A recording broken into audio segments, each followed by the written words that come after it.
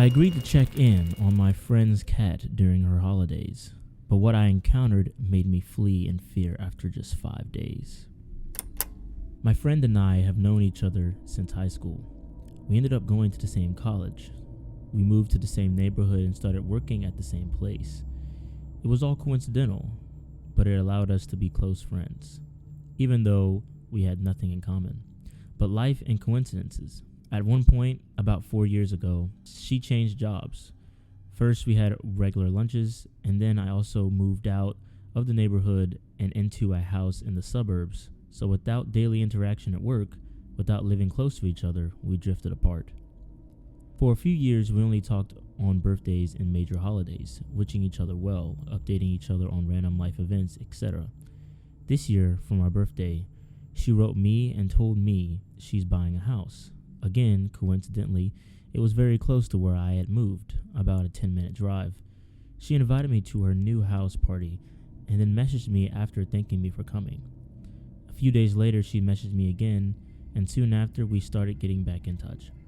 As this was happening in mid-June, and with the summer just around the corner, we didn't have time to see each other again before I went on holiday, but we were texting each other daily almost.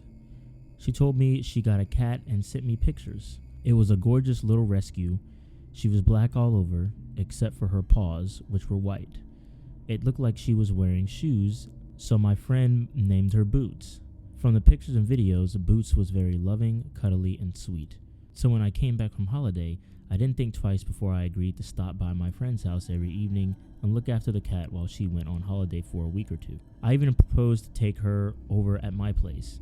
But since I had a dog and my friend didn't know how Boots would react, we agreed that I'd just drop by every night for a few hours, as my schedule allowed it.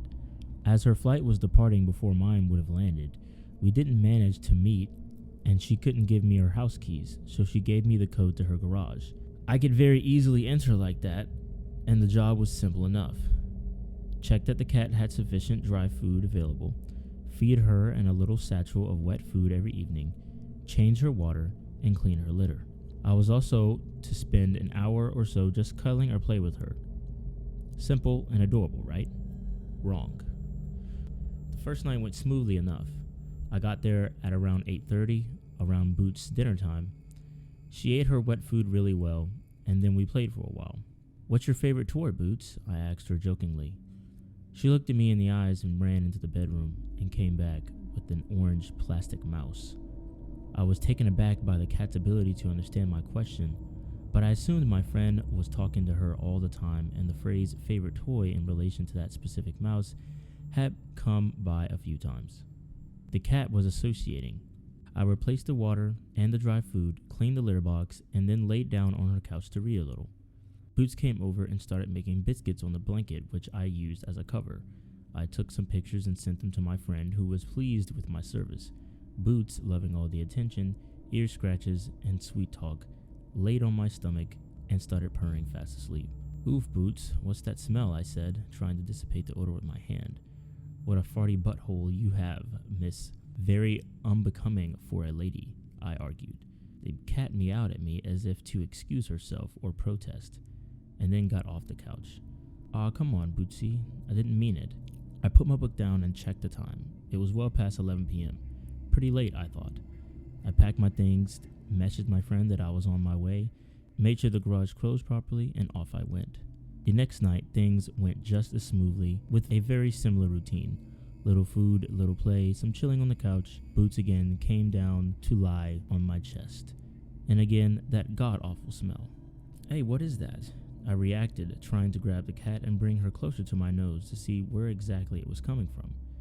I didn't know whether cats needed their anal glands checked like dogs did, but I was guessing this one might. But Boots, as elusive as any cat, ran away again, meowing at me from across the room. "Fine, miss, I have to go anyway," I responded. The third night is when things got weird.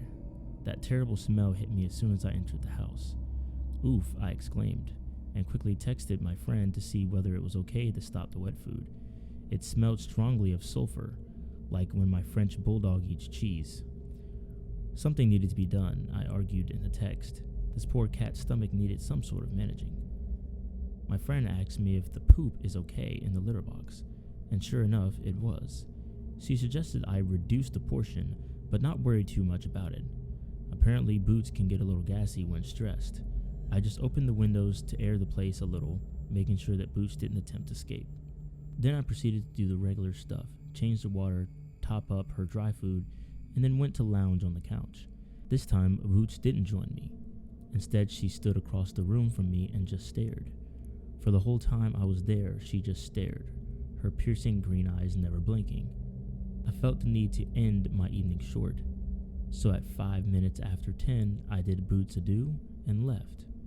The whole way home, I kept thinking of the eerie feeling of Boots and me sitting in the darkness, her staring me down, and me trying and failing to read.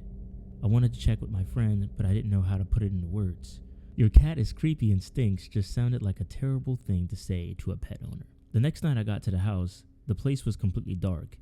Even though I always left the light in the staircase leading from the garage to upstairs, as well as the hallway light upstairs on. My first thought was that the fuse box tripped, but when I flipped the light switch, it worked just fine. Strange, I thought. Not minding it too much, I went upstairs and tended to the cat's business. I also opened the windows as the sulfur smell persisted. This time, Boots did not greet me at the door. Instead, she was on the opposite side of the house at the bottom of the stairs that led to the attic. "Bootsy, dinner," I called at her, but she just stared back. "Boots, come here," I tried again, walking towards her. As I started approaching her, Boots made her way up towards the attic. I didn't feel the need to follow her. "All right, you know where your food is. You'll find me on the couch," I yelled from the bottom of the stairs. The house also felt unnaturally cold. I went to check the thermostat, and sure enough, it had dropped a few degrees. I texted my friend, who just told me not to worry about it. I shrugged and went to the bedroom to look for a thicker blanket or duvet for myself in her wardrobe. As I was snooping around, I heard something right above me. My heart stopped. It sounded like tiny footsteps. Then I remembered that it was probably in the attic and that Boots walking around, maybe chasing a rat or two. I know cats are supposed to be fantastic at being quiet and light on their feet, but Boots was a bit on the heavy side, and well, cats these days just don't have the same instincts as before, I assumed. After finding a proper duvet, I made myself a hot tea and cuddled with a book on the couch. About 20 minutes later, Boots came back downstairs, moving around the couch. "Come on, silly goose. I'm sorry I called you a stinky poo," I said, looking at her. As if on command, she jumped, and I noticed something in her mouth. "What's that, Bootsy?" I asked her, trying to get closer to her. "What do you have there?" Now, I know you all cat owners anticipated what's coming next, but I did not expect it. Boots came slowly closer, and as I stretched out my hand, she placed a dead rat in it. I couldn't tell what it was at first, but the instant the realization hit me, I yelped so loudly and shuddered so violently that I yeeted the rat across the room. Lo and behold, the little shit wasn't dead, just stunned. The moment it hit the floor, it snapped awake and bolted. Boots followed it in its tracks, but this time the rat was too fast and the cat couldn't quite reach it. It seemed like there was a rat hole in the kitchen somewhere, and it managed to make its great escape, at least for now. I texted my friend the whole incident, suggesting that she might want to look for a coal and cover it up. Again, she replied telling me simply not to worry about it. Well, if she wasn't concerned, I sure wouldn't be. In the meantime, Boots proceeded to eat her wet food, and I went back to my book. After dinner, she came back to the couch and cuddled at my feet. The sulfur smell did not seem to leave her. 3 more days and Mommy's home, I told her, feeling bad for how stressful this must be for her to make her so gassy. She turned around and looked at me with her piercing green eyes, and just then I heard some more footsteps above us. Boots got startled, and her pupils dilated to the point the green in her eyes were a mere thin outline for the black pupils. Freaking rats, I told myself, but I knew better. Those were too heavy to be rat footsteps. I felt a strong urge to get out, and I checked the time. "Oh my, it's almost 12, Bootsy. I must leave you," I said to her, grabbing up my things in a rush. As I was walking towards the stairs that led to the garage, I could hear the stomping tracing my steps from above, so I rushed for the door, feeling immensely relieved once outside. The next night, I contemplated whether I should be going or not for a long time, but I couldn't not go. It didn't seem fair neither to the cat nor to my friend whom I'd promised, so I decided to reach a compromise with myself. Go, feed the cat, clean the litter, replace the water, and leave. And then on Saturday, I could afford to go during the day, and maybe that would feel less eerie, and I could play with her for a longer time to make up for this day. So I did exactly that, or attempted to at least. I got there, Boots was waiting for me, like the first few nights. "Hi, baby girl," I said as she rubbed herself against my legs and purred. "I'm sorry, but this will be a short visit." This time, the footsteps started very early into my visit. "Get in, feed, cat, get out," I told myself. "Stomp, stomp," I could hear above me as I was preparing Boots' dinner. My fingers were shaking, and I could feel my pulse increasing. "Stomp, stomp." "Here you go," I said, placing the food bowl down and trying my hardest to ignore whatever was going on in the attic. I went to the bathroom to clean the litter, and the footsteps followed above me. Stomp, stomp. I went to the bathroom to clean the litter, and the footsteps followed above me. Stomp, stomp. I went back to the kitchen to check if Boots had finished her food and to replace her water, but this time the footprints didn't follow. Instead, they seemed to be going in the opposite direction, toward the stairs. This couldn't be good. My brain was trying to get me to move towards the stairs that led to the garage, but my gut feeling was telling me to look for salt. Stomp, stomp. I could hear still further into the distance. I started opening cupboards and searching frantically for anything. Plain salt, salt and pepper shaker, bag of salt, anything. I found a Himalayan salt grinder and started grinding it on the counter. God, I hoped it would be good enough. The stomping stopped. I too stopped grinding and held my breath so that I wouldn't disturb the stillness and soundlessness that fell upon the house. Creak, creak. I shuddered. The steps were coming down the stairs. I had no doubt about it. I dragged whatever salt I could grind in my palm, and I made a run for the stairs, keeping my eyes closed at all times. As I reached the door and fumbled to find the doorknob in between squints, I noticed that the lights started flickering vigorously. The footsteps now were making their way down the hallway behind me. I started praying and throwing salt over my shoulder. I realized that I didn't know the words to Our Father in English and started crying as I fumbled to remember. Then I started praying in Latin. I knew a little Latin since high school, and surprisingly enough, it came naturally to me. Pater noster, qui es in caes, sanctifier tu nomen tuum. Stomp, stomp. Advenit reginem tuum, fiat voluntas tua, sicunt in caelo et in terra. Stomp, stomp. I could hear them picking up the pace, running at me. Penem nostrum quotidium de nobis hudi, et dimet nobos debitia nostra. Stomp, stomp. And then they stopped right behind me. Sict ict nos dimitus debitoribus nostris, et ne nos indicus in tentitunum. I could feel cold breath down my neck. I could hear faint whispering that I couldn't understand. A witch's crackle in the distance. Sed libera nos amalo. Amen. I yelled, finishing my prayer and throwing all the salt I had left behind me. The whispering stopped. The footsteps stopped. The laughter stopped. The house reverted to its natural state of quietness. Every now and then I could hear a car driving by. I could see the headlights gently lighting up the room. I was certain whatever was behind me had vanished, but I never turned around. I never looked. I opened the door to the basement/garage, went downstairs, punched in the garage code, and got outside. Once outside, I ran across the street. I contemplated running all the way home, but I glanced over my shoulder to the house. It seemed fine, dark, quiet. I started sobbing as I called my friend. She didn't reply. I texted her, but still nothing. I stopped going to the house.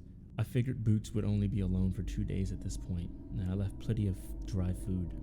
I was too scared of what could happen next. I would just explain it all to my friend, and if she didn't understand, then tough luck. I knew my friend was to land on Sunday at 7 p.m., so I went to the airport and waited for her. "What are you doing here?" she said as soon as she walked through the arrival gates. "Well, I figured you need a drive home. Plus, I need to tell you something," I said, relaying the whole story and showing her the photos I had taken, even the ones I had sent to her before. She listened quietly, and when I was done, she stopped dead in her tracks, looked me in the eyes, and grabbed my hands. "Do you think I can stay with you tonight?" she asked softly. "What?" I asked, gently confused. "You don't want to see if your cat is okay?" "Andy, those pictures are undeniably from my house, but I don't have a cat," she said, showing me her phone. Our last conversation on her phone was her thanking me for coming to our party months ago.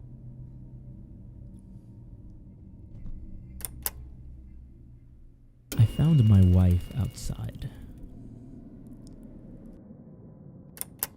I'm sitting here, freaking out. It's 3:17 a.m., and I just found my wife outside. This is going to be a mess, as I'm still shaking, but let me explain the best I can. So a bunch of years ago, we lived in another house. One night I woke up in the middle of the night because I heard noises coming from the other half of the house. I quietly opened the bedroom and immediately saw a light on in my wife's study, which was situated next to the kitchen. The house we lived in was a few blocks away from the bad neighborhood, so my immediate thought was that someone had broken in and was going through the stuff in my wife's room, as my wife had come to bed with me several hours prior, and as far as I knew, she was still in bed. I crept through the house and was ready to confront the person in the room when I realized that it was my wife. In my still half asleep state, I just assumed she was still in bed. Turns out she had woken up and couldn't go back to sleep, and so went to her room to browse Facebook or whatever for a while. I had almost confronted my own wife, thinking she was a burglar. Now, in our current house, we have a screen door and a wooden door. The wooden door had a deadbolt on it, and you have to make sure that you take the house keys with you, because if you close the wooden door, you're not getting back in unless you grab the hidden spare key or knock on the door/window to be let back in. So it's about an hour ago, I'm woken up by the front door rattling. I immediately grab my phone and pull up the security camera located right by the front door. To my surprise, I see my wife standing there, kinda shivering. It's definitely her, because we've been married over a decade and I know what my own wife looks like. She's dressed in the same clothing she wore today, a red top and black pants, 100% her. I don't know what she's doing outside, but she is. Confused, I roll over, and there's my wife fast asleep. Remembering the incident in our last place, I use my phone screen to shine a light on her and confirm that it's definitely her, and she's definitely in the bed. At this point, I'm really confused. I get up and make my way through the house to the front door. As I walk into the lounge room, our cat looks up at me, half asleep.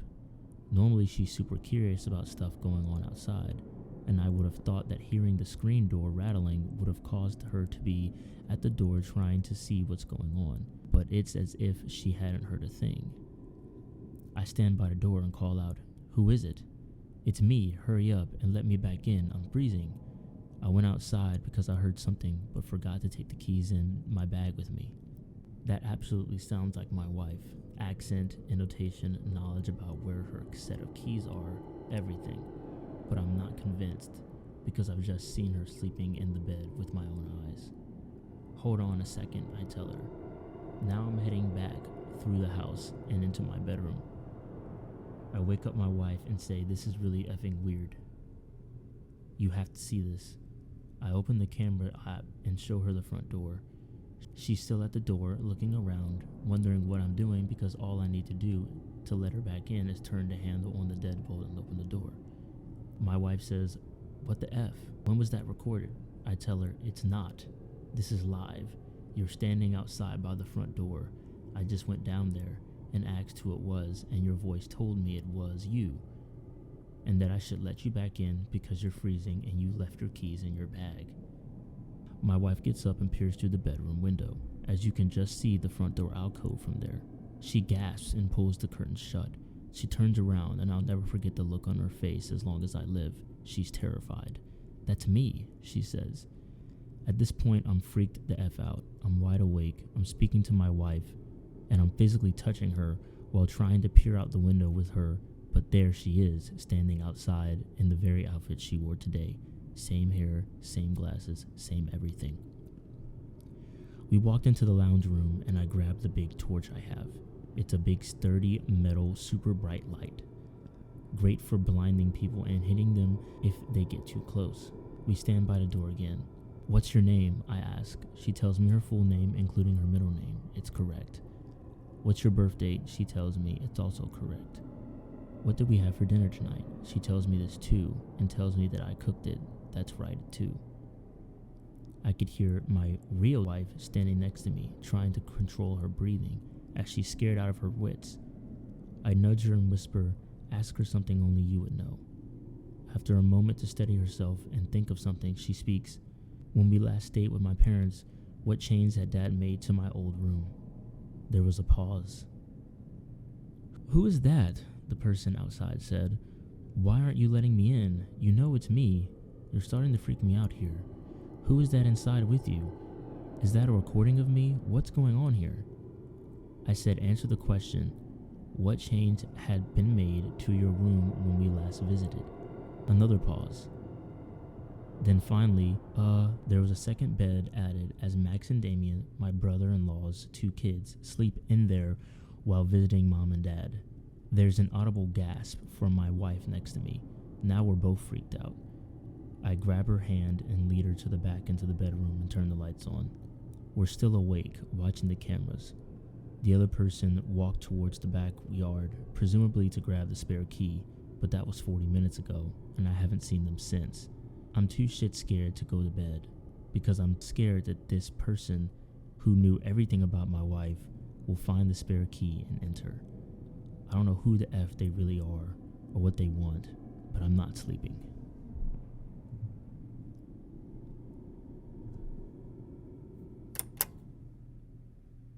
I hope you guys enjoyed that Reddit stories.